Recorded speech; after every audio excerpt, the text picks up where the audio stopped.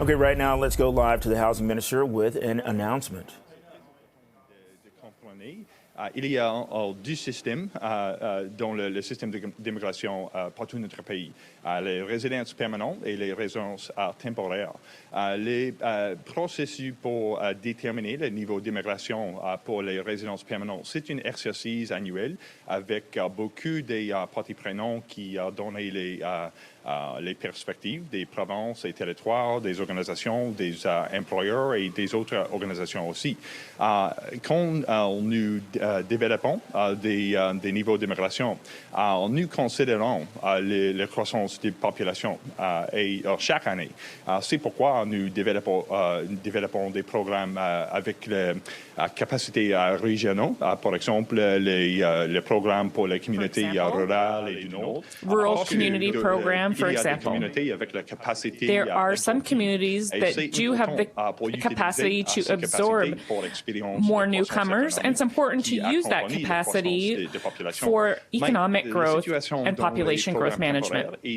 When it comes to temporary residents, the situation is different. For example, in temporary programs, such as for international students, it's a decision made by the provinces to choose the institutions that will use the program. The federal government does not have jurisdiction to designate those institutions because education is a provincial jurisdiction.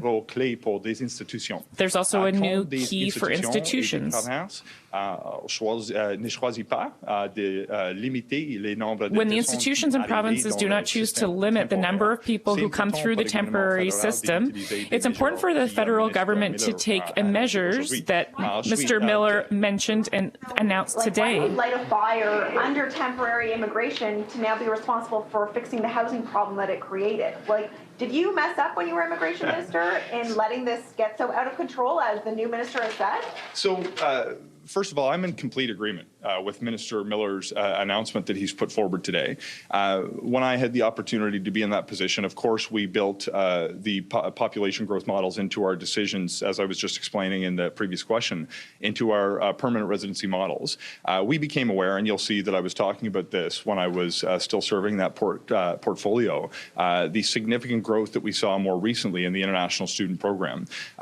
We started to try to work with provincial governments to talk about needing to address this issue. When it became clear that we weren't going to find a solution that way, we started to develop the trusted institutions model and started exploring the possibility of a cap, much like Minister Miller put in place today. But we wanted to give an opportunity to provinces and institutions to actually address the problem that was squarely within their control. When it became clear that wasn't going to happen, we needed to use what Minister Miller has previously described as a rather blunt instrument to address a real challenge. So today we're moving forward with that solution after we tried to work initially with provinces and with institutions to address the challenges. What do you say to the schools who are potentially going to lose out on millions of dollars in revenue very quickly as a result of this and may not recover from it? Look, there are some schools that frankly have come to exist to profit off the backs of vulnerable international students under the false promise of permanent residency that should never have been made. I expect that some of those schools may end up closing, and I think that may be a good thing because it wasn't doing a service to the students who came here. It wasn't doing a service to the communities in which they were located. And in some instances, I don't believe they were providing a quality education. We have programs for people who want to come through permanent migration pathways for people who want to move to Canada. But you ended up seeing institutions through this provincial process of getting on the designated learning institutions list and then growing their numbers, suggesting that people could come through some backdoor to permanent residency. Today's measures are actually going to restore integrity to the system and potentially relieve pressure on housing markets in certain communities. So there will be some institutions that are negatively impacted, but frankly, some of them were abusing the system to begin with. There will be decisions provinces have to take, knowing the circumstances on the ground, to allocate the spaces that they have given the announcement Minister Miller made today, and I think that's an appropriate solution. The provinces to ensure that schools who aren't abusing the system are still able to get access to the students that they need. Absolutely, as has been the case before. Question, you met with the mayor of Montreal.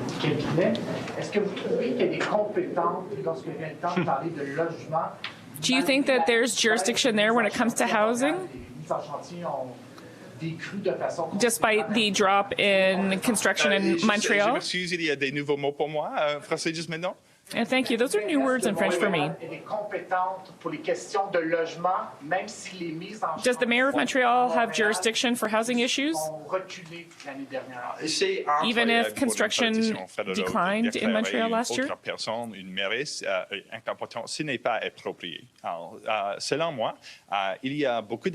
It's not appropriate to appoint another person with jurisdiction.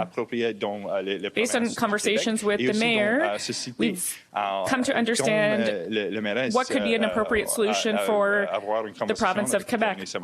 We had a conversation in the cabinet this morning, and there are unique ideas to reduce needs in the city and to make sure that the government is making investments to increase the number of affordable housing units for our most vulnerable.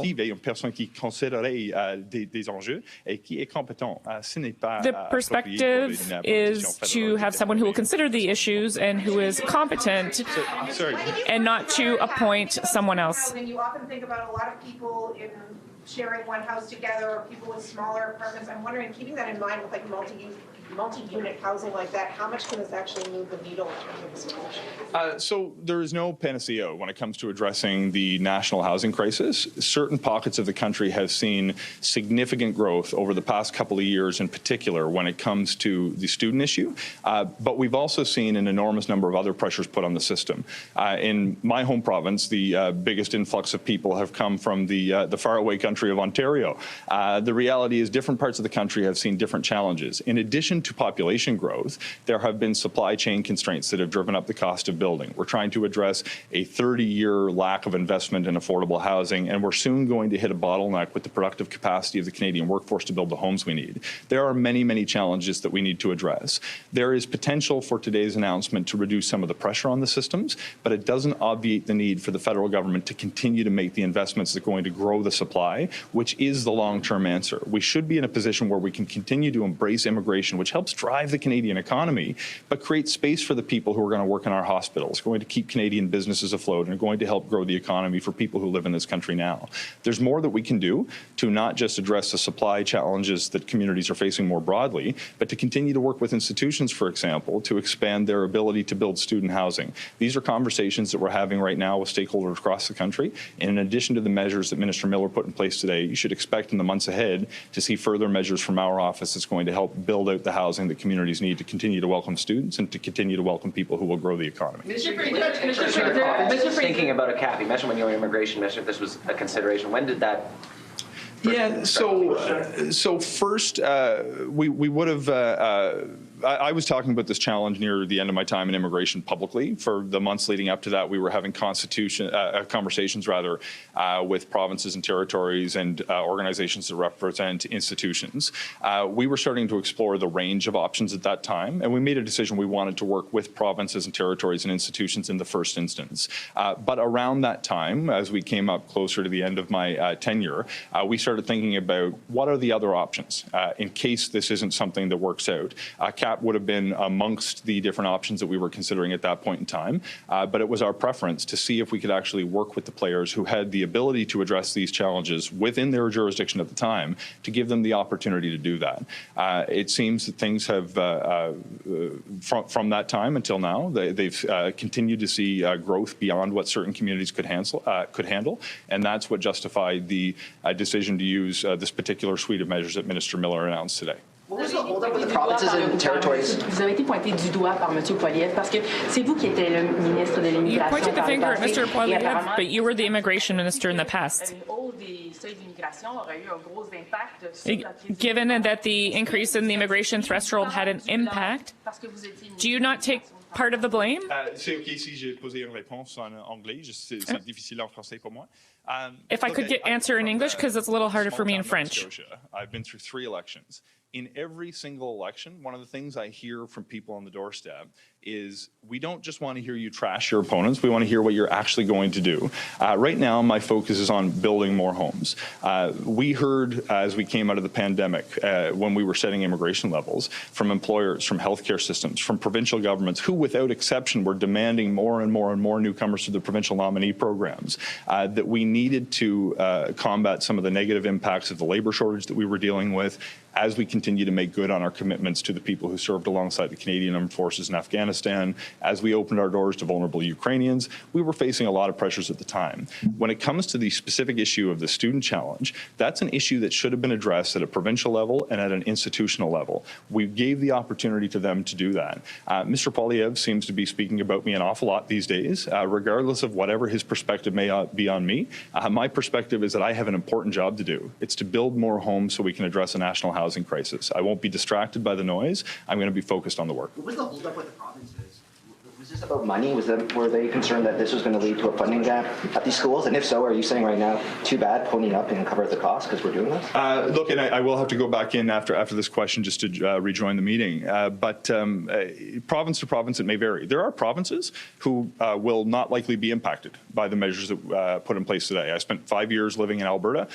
They probably don't use up their share of the international student program today. So the answer in one province may be different than another province, and the answer within provinces could be quite different because not every institution in every province uses the international student program to the same degree.